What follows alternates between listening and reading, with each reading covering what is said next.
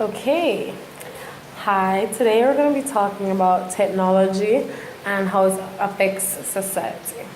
So, we know that there are many advantages to technology, many things that we can do, but there's also disadvantages. And today we're going to look at three. We're going to look at how technology changes the way children think, how technology can put privacy and safety at risk, and how more technology use leads to obesity. Okay. So first, technology changes the way children think. Using technology can rewire a child's brain. Research shows that the use of technology can alter the way that they think and process things. Children, all ages around the world, have been using technology, different technologies like phones and tablets, and it's now affected them in a certain way. So the time spent with technology just give kids newfangled ways of doing things. It changes the way their brains work. For example, there's an article that says that children that play video games, while it may condition their brain to pay attention to multiple stimuli, it can lead to distraction and decreased memory. Children who use search engines all the time for everything, they become very good at finding information but not very good at processing information. So while if they'll be able to find something very quickly, know the keywords to use, it's not going to process them in their mind properly to make them remember as much as someone who doesn't use technology as much. In addition to that, children who use too much technology now don't really have a wide imagination. They're going to think of a specific thing that they saw on the internet whenever they read something. So they're going to look at this blue dress, and they're just going to see this one dress that they always see on the internet instead of a wild imagination of thinking blue dress with this. So it definitely changes how they think about things.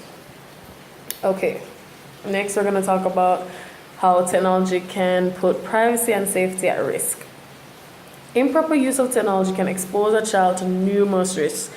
Children who use technology may unwillingly share information that can put them in danger. So every day you hear about sex crimes and how the predators use social media to gather information about their victims, and then they use it against them to either befriend them or to draw them out somewhere, and they're taking advantage of them.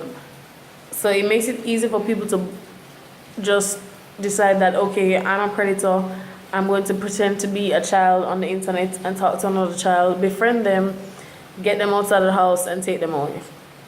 It's also helping to cause cyberbullying, which is a huge issue around the world. So because you're just at a computer screen and there's not going to be many repercussions, because you're going to say whatever you want to say to somebody on Facebook or Instagram or Twitter or anything, and they can know who it is, but they're not gonna know, and people all around the world can do it. So you can be getting millions of hate comments, and it's gonna lower people's self-esteem, and it's just not good. But children are not the only ones who are succumb to this. Adults are definitely in this category as well, because they're gonna go on dating sites, and when you go on a dating site, you're gonna be talking to somebody and you're thinking, wow, I love this person, and you've been talking to them for a couple months and you think you know who they are, and then it turns out you're catfished. Catfishing is basically where somebody pretends to be somebody else over the internet.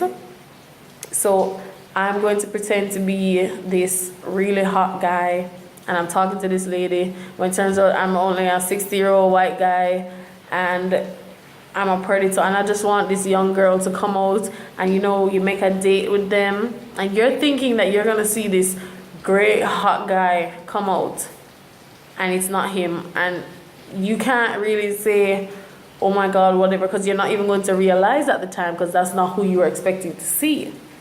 So it's really difficult on that standpoint. Okay, finally we're going to talk about how more technology use can lead to obesity.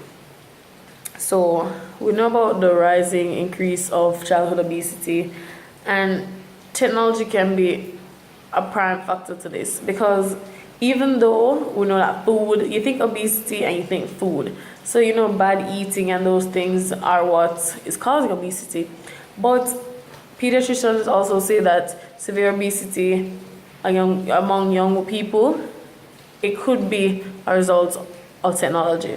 So because you sit down and you use technology and you don't exercise, that's what you just sit down and waste away. So you're just continuously eating, sitting and watching movies, sitting and texting, scrolling through your phone. You're not getting up, being active, getting your blood pumping, anything like that. So it helps to make the fat just stay long, and you get bigger and bigger, and you sit down and you eat and you eat and you eat and you watch and you eat. So with technology, that includes cars, television, computers, and mobile devices. Cars, like, you're not gonna walk anywhere, you're just gonna hop in your car and you're gonna drive. Even if it's literally a 10-minute walk, you'd rather drive. Television, you sit down and you watch TV. That's all you do all day. Computers, you sit down on the computer, bad posture, everything. And mobile devices, we all know that. We just sit down and scroll on our phones. So the amount of time we spend sedentary increased and our time in physical activity dropped. Because back in my day, you'd go on the road and you'd see kids just run all over the place, playing games, being active. But nowadays, if children are outside, they're on their phones, or they're on their tablets, or they're on their laptops, and it's not really doing anything. So it causes obesity. Thank you for watching.